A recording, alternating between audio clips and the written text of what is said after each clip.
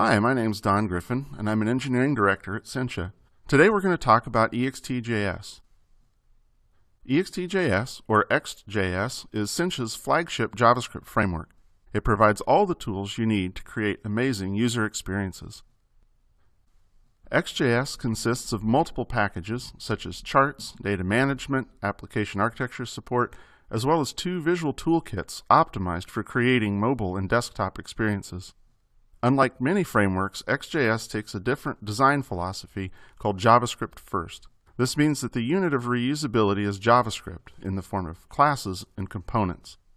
Ext JS components are conceptually similar to HTML elements.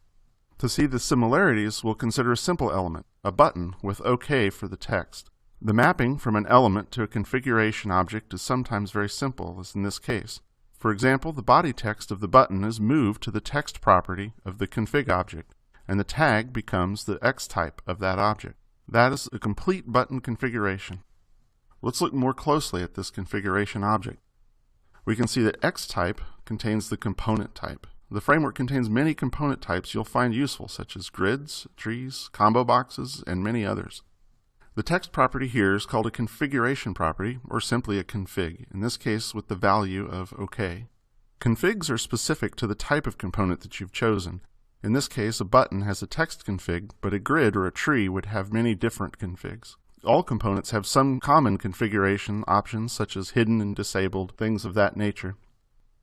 Just as HTML elements can be contained within other HTML elements, components can be put inside of containers. In this case, a button supplies a useful config called menu.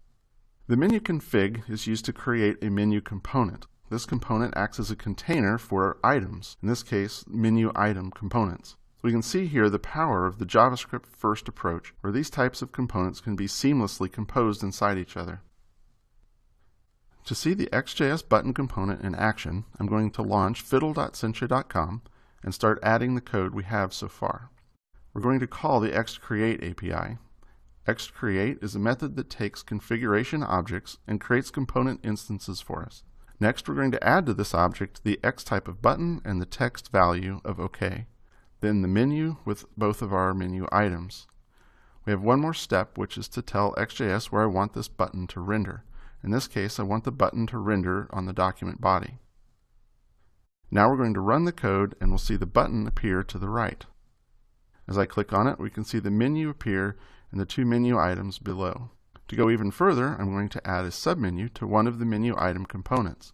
We'll see that this menu item acquires a submenu of its own.